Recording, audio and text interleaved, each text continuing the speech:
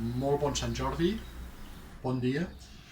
Em dic Jaume Piquet i us volia presentar aquest llibre, Carol o el forat quàntic de l'amor, Premi Narrativa Ciutat de Carlet 2019, recentment publicat.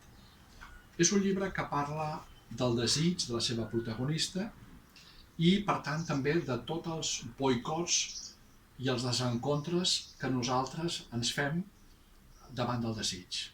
Parlar del desig sense parlar de les dificultats és com abaratir-lo. Us vaig llegir un fragment. El meu nom és Carol. Els meus pares són francesos. I com tota francesa em passo la vida parlant d'amor perquè no tinc ni punyetera idea del que és estimar. En això sóc fidel a la meva pàtria, però no he vingut a criticar a França ni als francesos. He vingut a parlar, o més aviat a escriure sobre mi.